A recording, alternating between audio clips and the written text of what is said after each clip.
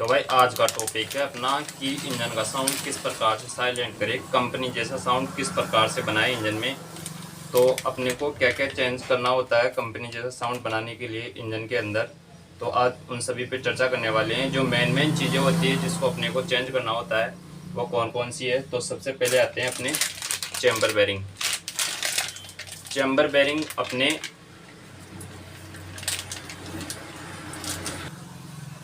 तो ये अपने चैम्बर बेरिंग है। इन चैम्बर बेरिंगों को अपने को अच्छे साउंड के लिए, अपने इंजन के अच्छे साउंड के लिए, जैसे कंपनी अकॉर्डिंग अपने को साउंड बनाना होता है तो अपने को ये चैम्बर बेरिंग बदलने होते हैं। ठीक है, तो ये चैम्बर बेरिंग है तो इनको अपने को बदलना होता है और ये अपने एकदम कंपनी अकॉर्डिंग ही लेना चाहिए। आप लोकल बेरिंग डालोगे तो वो जल्दी साउंड कर जाएंगे। आप NBC या हीरो के बेरिंग डालो, जीनियन डालो, तो कंपनी ने कुछ भी बनाया है, रूल बनाया है, तो आप उसके अकॉर्डिंग चलो, क्योंकि इंजन में थोड़ी सी लापरवाही गलती कर बैठती है तो आपको ऐसा नहीं करना है। और अपने को चैम्बर बेरिंग बदलने होते हैं। उसके बाद में अपने आता है क्लच के साइड प्राइमरी गियर। यह है अपना प्राइमरी गियर जीनियन हीरो का, ये प्राइमरी गियर है। तो प्राइमरी गियर भी अपने को जीनियन बदलना होता है और आप सप्लाई में डालोगे तो वो इतना काम नहीं करेगा और वो वापस साउंड कर जाएगा। जैसे इंजन के अंदर साई साई सुर सुर की आवाज़ आती है तो वो इसकी वजह से आती है। और इसके साथ साथ अपने को जो ये क्लच कटोरा होता है ये भी आपको नया बनवाना है। इसकी वजह से भी इंजन साउंड करता है। और ये वाला गियर, जो ये गियर देख रहे हो आप, इस गियर को भी अपने को सही से देख लेना। अगर ये कटा फटा हुआ हो तो आपको इस गियर को भी चेंज करना होता है। तो आप इस गियर को भी चेंज कर सकते हो। और ये कट जाता है हब, जैसे पुराना वाला हब दिखाते हैं आपको, कुछ इस तरह से कटता है। ये पुराना वाला कटोरा अपने पास देखो इस तरीके से कट जाता है। ये देख रहे हो, ये लकीरें बन जाती है इसमें। तो इससे आपके गियर भी अटकते हैं और गियर अटकने की समस्या आती है। कई मैकेनिक भाई इसमें रेती लगाकर काम चला लेते हैं, तो आपको ऐसा नहीं करना है। ये चले तभी आपको रेती लगानी है। इतना कटने के बाद इसमें रेती काम नहीं करती, तो आपको इसको पूरा रिप्लेस कर देना है, इसको यानी कि इसको बदल देना है, या आपको नया बदल देना है। ठीक है, इस तरीके से। और मेन रोल होता है आपका टाइमिंग किट का। टाइमिंग किट आपको जेन्युइन डालना है। ठीक है, टाइमिंग किट में आपको पूरा किट डालना है। ये नहीं कि रोलर किसी और कंपनी का डालो और ये टाइमिंग वाला जो गिरारी होती है पंप वाली, इसको अलग कंपनी की डालो, टाइमिंग चेन अलग कंपनी की डालो, तो इसमें आपकी बाइक का साउंड नहीं बैठता है। ठीक है, तो आपको इसको भी रिप्लेस करना है। और मेन रोल आता है फिर क्लच प्लेट का। क्लच प्लेट आपको जेन्युइन डालनी है। ठीक है, तो और उसके बाद में आता है कैम बेरिंग। तो कैम बेरिंग भी आपको देख लेने हैं। यदि बाइक के कैम बेरिंग सही हो तो आपको ये रखने हैं। यदि आपके बाइक के कैम बेरिंग सही है तभी आप कैम बेरिंगों को रखो। तो ठीक है, आपको कैम बेरिंग की पहचान किस तरीके से करनी है कि ये सही है या खराब, तो आपको इस तरीके से पकड़ना है कैम बेरिंग को, इस तरीके से, और इसको इस तरीके से हिलाना, इस जैसे आगे पीछे करना है, इस तरीके से।